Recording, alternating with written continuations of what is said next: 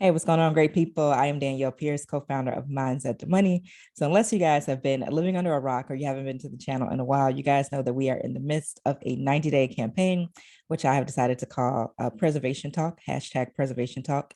And essentially what I'm going to do for 90 days, and we're actually on day 41, so not even halfway through yet, it's going to be talking about all things property preservation. So the good, the bad, the ugly, the success stories, the failure stories, some stuff around mindset, tips on getting started, etc. So if you've been leaving comments, sharing the videos, liking the videos, things like that, we definitely appreciate it. If there's someone you think needs to get this information, go ahead and send them a video. Tell them come holler at us. All right. So again, today I'm going to be talking about preservation versus tax liens versus property flipping. Before I do that, I want to get into highs and lows. All right, highs and lows is something that me and Thomas do. Thomas K. Stovall is my business partner in Mindset to Money. And we do this before some of our meetings in order to just kind of give some insight into what's going on in our lives. Some days is heavy conversations and other days is very light. So today mine is a little bit of both. So hi for me, and you guys can drop yours in the comments that I have a new necklace, which I'm wearing now, which is very lovely. I had it custom made by someone. Body fat percentage is down. I did an InBody scan today, and the InBody scanner, those machines you stand on, and it measures your body fat, your water weight, muscle. It tells you how much fat you have in each body part, so you can see like, okay, how fat your arms are, how fat your legs are. It's pretty cool. My body fat is down, muscle is up, and I did a dumbbell chest press the other day, actually yesterday, with 35-pound dumbbells in each hand. Now, this actually doesn't sound like that much now that I'm actually doing this video, but I can tell you that it was super heavy. So I'm still proud of it anyway. So 35-pound dumbbells in each hand, with more, hopefully I'll be going up over the next, course of the next several months or so.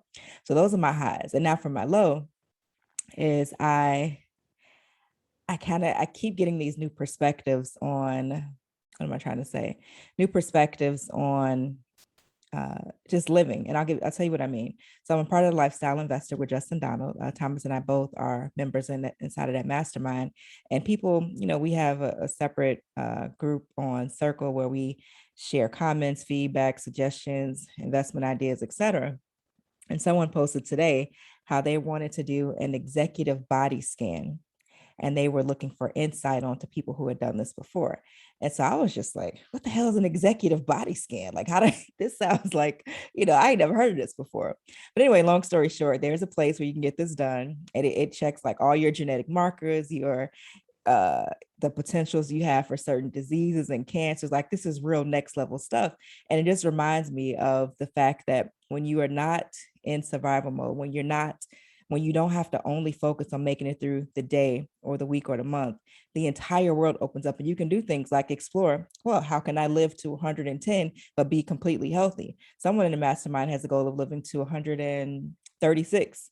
And I mean, shit, he might get there because he's like 62 now, I think 62 or 52. And anyway, he does push-ups in a handstand, right? If that makes sense. And he just go and knock them out. So it's a possibility. So the low is just, again, just a gentle reminder that to be easy on myself, because again, when you don't have to focus on day-to-day living and survival, you can expand and focus on, really thriving. All right. So let's get into it. Preservation versus tax liens versus flipping. So every other day, someone sends an email and they'll say, hey, I want to start investing in property preservation. I'm like, property preservation is not investing. So preservation is just repair and maintenance of foreclosed properties. You're not selling them. You're not listing them. You're not responsible for anything other than doing the work orders that are assigned to you or your company. So it's really not investing. But I will tell you, if we're talking about tax liens, which I no longer have a course on that, people also ask that every single day as well, because I have other videos and other channels that people still can watch. So they'll reach out, but I don't teach that anymore. And primarily the reason is because I won't get into that today. That's another day. But anyway, I don't teach that course anymore, but I'm thinking about a way to do something because the inquiries are so frequent and they're so like consistent. And it has been for the last 2 years since we stopped the course. So we'll put together something and announce that, at some point before the end of the year. But tax liens is going to be ideal for those folks who pay attention, have disposable income that they don't need for up to 2 to 3 years, right? So depending upon where you invest, some places have a redemption period of 2 years. And I think the longest is 3 years, which is, I think it's Alabama, if I'm not mistaken. So that is for people, that's going to be ideal for folks in that scenario. Also, these folks have access to cash and or credit for attorney fees in case you have to do a quiet title suit. Basically, you're just researching the title and showing proof that you're the owner so that you can sell the property. Those can cost a couple $1,000s. And then you also have money for rehab and maintenance and potentially code violations. So I got actually a couple of code violations this year, one in Chicago, which was get this $600 for cutting the grass. I was so pissed off about that. I mean, I should have been cutting the grass, but nevertheless, $600 is extreme. And then in Tennessee, I got one. It was also for $600, but for this $600, they cut the grass, chopped down some trees, cleaned out the inside of the property. Some folks had broken into the property. So that felt like, I could live with that $600 versus $600 for a grass cut. But Chicago is Chicago, right? And also tax liens are going to be ideal for those folks who are not looking for return on their investment before 12 months have passed. All right. And lastly, I think tax liens is great for those folks who have other endeavors that occupy most of their time. So the great thing about tax liens is that it's not all consuming and all, it doesn't take up all your time every single day. It's kind of like blocks of time where you're devoted to either finding the property, finding a renter, flipping a property or rehabbing a property, et cetera. But it's not a day in, day out thing. So if you're someone who has other things that you're doing that's take up most of your time, then you'll probably take to tax liens may be a good choice for you. All right, now moving on to flipping. Flipping, I think, is ideal for those with extensive knowledge of the ARV of the properties that they buy. ARV is after repair value. So if you have massive knowledge, meaning you study the market, you know what properties sell for, you know what your specific style of property sells for, you're working with an agent or you are the agent that has a lot of experience, I think that's potentially a good candidate for flipping properties. You'd be hella surprised by how many folks I've talked to over the years. And it's been a lot of years now, like I'm in year 15 as an entrepreneur. And they have no clue what properties are worth, and they're in the middle of flipping those properties. They think that the property will be worth whatever it's worth based on the things that they do to the property. And that may not necessarily be the case. So you may spend all this money putting this bomb, kitchen, bathroom, flooring, et cetera in there. But if you're not in the right market, you're not going to recoup that money. All right.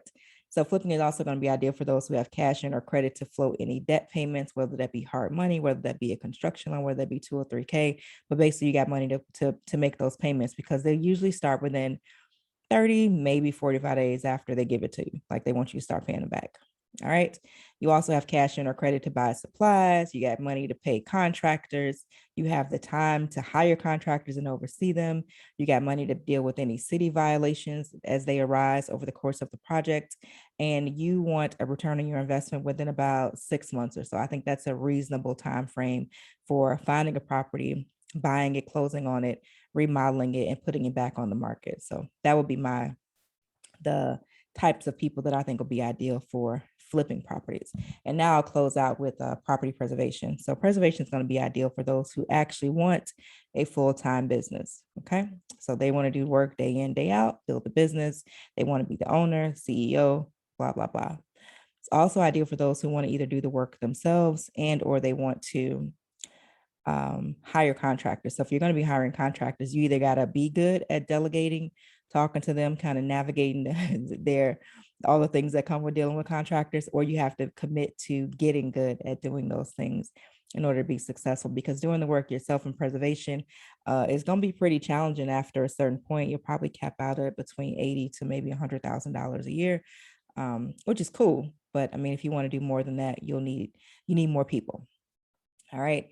Preservation is also going to be good for those who are looking to build a long-term consistent revenue stream, which they can increase over time or decrease over time. I've seen both where people, they scale back because they have too much work. They don't feel like being bothered. And I've seen others who continuously want to move the needle and earn more money. And then the last thing, preservation is going to be ideal for those who understand that it may be 6 months before you receive your first work order. If you look at the last student interview that I did with Rylisha in Sheffield, they're out of the DFW market. They will tell you inside of that interview that it did take several months before they started to see any work actually come in. Dallas tends to be, I mean, it's a big city. in most big cities can be somewhat saturated. But I always say, and I've been very consistent about this, that saturation is not an issue, and it does not matter for those folks who are consistent, because somebody's always going to fall off. Things are always changing. Companies are always acquiring new properties or getting rid of old inventory. And so as long as you're consistent and you're ready when you are called, you'll be able to get the work. All right, so that's all I got for you guys today. And again, we were talking about the difference between preservation, tax liens, and property flipping. If you've not already, please subscribe at propertypreservationmastery.com. Also consider joining our private Facebook group, Real Estate Profit Lab with Danielle Pierce. Both of those links you can find in the description box and in the pinned comment section down below. We are on day 41, so that means I got a lot more days to go. So I'll see you guys back here tomorrow. I don't know what the topic is going to be, but if you have ideas or suggestions or questions or things that you want me to cover, feel free to drop it down below in the comments. All right. T, as always, sending you guys love, light, peace, blessings, grace, and clarity. Until next time. Bye-bye.